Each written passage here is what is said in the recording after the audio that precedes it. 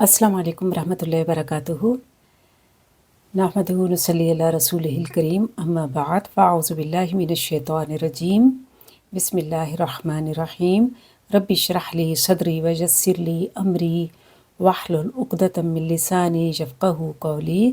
मुसहफ़ channel पे कुरान करीम की आसान तर्जुमा और तफ़सीर के साथ आप सबको खुशामदीद। आज हम सूरत आल इमरान आयत नंबर 71 से शुरू कर रहे हैं अपना सबक। तो देखते हैं। अल्लाह ताला फरमाते हैं, या अहलल किताब, ए अहले किताब। अहले किताब में आपको पता है ना, ज्यूश और क्रिश्चियंस दोनों शामिल होते हैं जिन पर किताबें उतरी, जैसे तौरात और इंजील। तो बहरहाल ए अहले किताब, लिमा तलबिसूनल हक़्क़ बिल बातिल, कि हक़ को बातिल के साथ क्यों मिलाते हो। वक़्त तक्तुमूनल हक़्क़ व अंतुम तालमून, और तुम छुपाते हो हक़ को, व अंतुम तालमून, हालांकि तुम जानते हो। एक तो होता है ना, कोई पता ही नहीं है, गफलत में, जहालत में हक़ और बातिल मिक्स कर दिया और सही गलत को मिक्स कर दिया। लेकिन एक ये बात है कि पता हो। देखें, ये जुर्म ज़्यादा है, ये जुर्म की नौइयत जो है ज़्यादा हो जाती है कि पता हो कि असल हक़ क्या है और फिर हक़ और बातिल को खलत मलत कर देना। तो ये क्या किस्सा है। देखें, जो अहले किताब थे ना, यानी ज्यूश थे, वो जानते थे कि कुरान सच है, हक़ है, नबी करीम सल्लल्लाहु अलैहि वसल्लम हक़ है, लेकिन और ये हकीकत उनको अच्छे से पता थी। लेकिन वो क्या करते थे कि वो कहते थे कि अब कैसे इस दीन को की हक़ानियत को छुपाएं। हाँ, तो उसके लिए वो क्या उन्होंने करते थे कि इस दीन को मुतनाज़ा बना दें या इसमें शकूक व शबाहत पैदा कर दें। देखें, यकीन बहुत बड़ी चीज़ होती है, और शक जब किसी भी चीज़ में पैदा हो जाए, जैसे किसी खाने की चीज़ में भी, या किसी इंसान के बारे में वो बिल्कुल ठीक हो, सही, उसके पास डिग्रियां हो, वो अच्छा डॉक्टर हो, कोई कह दे नहीं नहीं ये तो ऐसे ही बस ये सही डॉक्टर नहीं, कोई सही पढ़ा लिखा है, तो आप जाएंगे उस डॉक्टर के पास। या किसी खाने को जो बहुत रग़बत से दिल कर रहा हो और खाना शुरू करें, कोई कह दे कि इसमें जो है कुछ ऐसी चीज़ें हैं जो सेहत के लिए ठीक नहीं है, जहर मिला हुआ है, जो कुछ हम कभी भी नहीं खाएंगे, चाहे वो बिल्कुल ठीक हो, बस शक पड़ गया। तो इसी तरह इन्होंने क्या चाहा कि शक पैदा कर दें मुसलमानों के दिलों में, और सादा लोग मुसलमान उनके उसका शिकार हो भी जाते थे, साजिश का। तो उन्होंने क्या किया कि इस अपने यानी अपने दीन की भी कुछ बातें बदल दी जो उनको उस वक्त पसंद नहीं आ रही थी, या जिसमें ख़ास तौर पर नबी करीम सल्लल्लाहु अलैहि वसल्लम की आमद का ज़िक्र था, या ये कि वो चीज़ें जो उस वक्त उनको सूट नहीं कर रही थी, तो अपनी किताबों में से भी उन कुछ हिस्सों की तारीफ़ कर दी, और नबी करीम सल्लल्लाहु अलैहि वसल्लम जो किताब यानी कुरान लाए थे उसका भी इनकार कर दिया।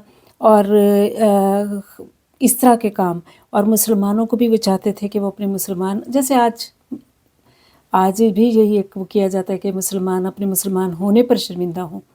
तो उस टाइम पे भी कुछ ऐसा ही माहौल बना दिया गया था ताकि वो अपने दीन पर और मुसलमान मतलब सही अमल ना कर सकें। तो ये क्यों किया जाता है। चलें, ये वो करते थे, ये तो कुरान करीम हमें बता रहा है, लेकिन ये किया क्यों जाता है।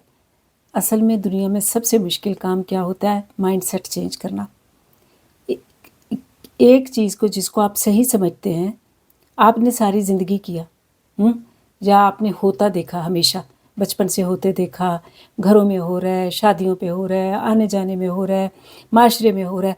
अब अचानक कोई कहे कि नहीं ये तो सही नहीं है, तो उसको एक्सेप्ट करना मुश्किल होता है, ये कबूल करना मुश्किल होता है कि इतनी ज़िंदगी जो मैंने ऐसे किया है, जो हमारे बाप दादा जो बड़ों ने, क्या उन्होंने गलत किया है।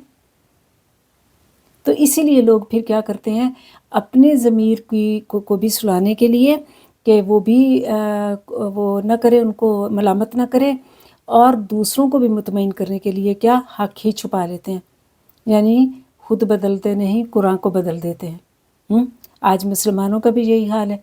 बहुत सी चीज़ें जो उनको पता है हक़ हैं, सच हैं, वो सिर्फ़ इसलिए छुपा लेते हैं कि उनका मसलक, उनके दीन, उनका फ़िरका, उनका माइंडसेट इसकी इजाज़त नहीं देता।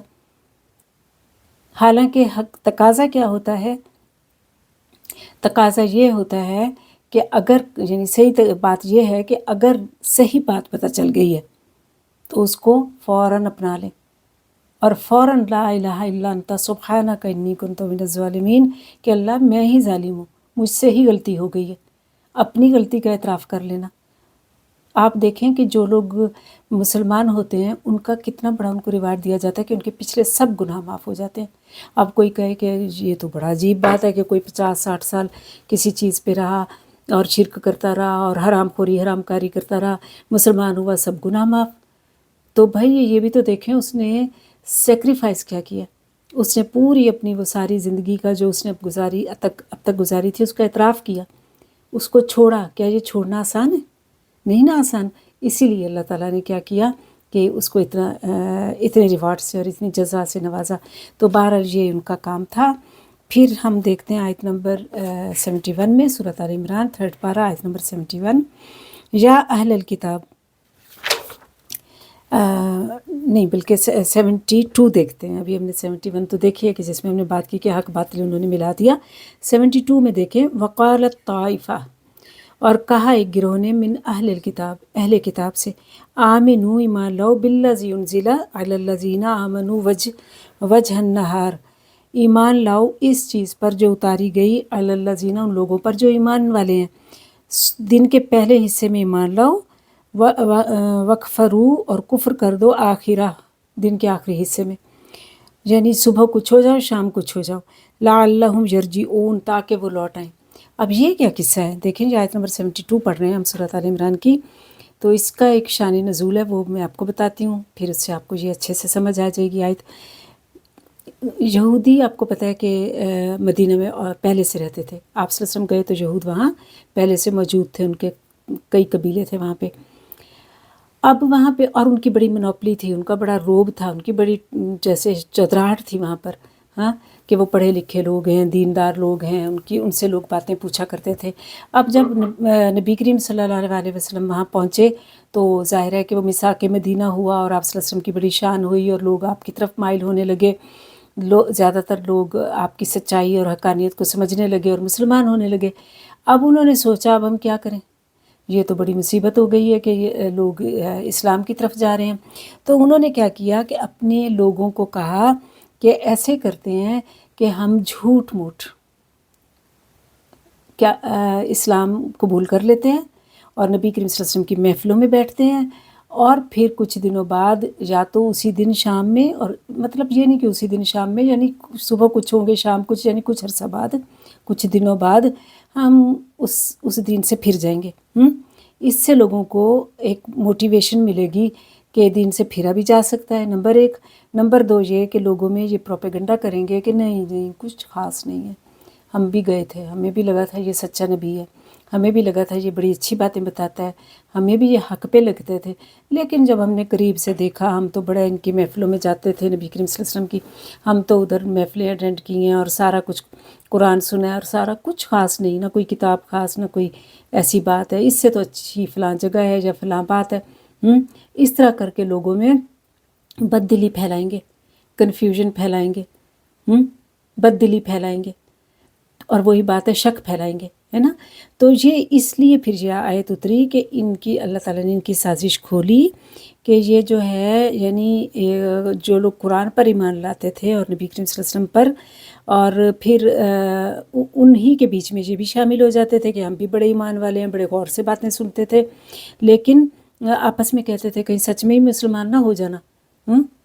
یعنی یہ کون تھے؟ شعوری منافق تھے۔ آپ دیکھیے، ایک تو ہے نا کہ کوئی ایسے اسلام لے آیا، پھر وہ اس کے دل میں اسلام تو رہا نہیں، منافقت ہی رہ گئی، لیکن وہ پھر بھی خود کو اسلام پہ سمجھ رہا ہے، تو وہ تو ایک لاشعوری منافقت ہے۔ یہ شعوری منافقت، یہ داخل ہے، اسی لیے اسلام میں ہوئے تھے، کسی کاز کے لیے، کسی مقصد کے لیے، کہ صبح کچھ ہوں گے شام کچھ ہوں گے، دین کو متنازع بنا دیں گے اور لوگوں کو ڈاواڈول کر دیں گے۔ اور واقعی میں جو سادہ لوگ مسلمان تھے، یا جو نئے نئے مسلم ہوئے تھے، ابھی ان کی تربیت نہیں ہوئی تھی، یا جو جن سب کا ایمان تو بہت شروع سے ہی بہت ہائی لیول کا نہیں ہوتا نا، تو ایسے لوگوں کو یہ بہت جلد کنفیوژن میں ڈال دیا تھا انہوں نے، اور بد دلی سکھا دی تھی کہ نہیں اتنا کچھ خاص نہیں ہوتا، یہ کوئی خاص کتاب نہیں، یہ کچھ ایسی باتیں نہیں بتاتے، یہ تو ہمیں ٹھیک ہی نہیں لگتے، اس طرح کی باتیں، ہے نا۔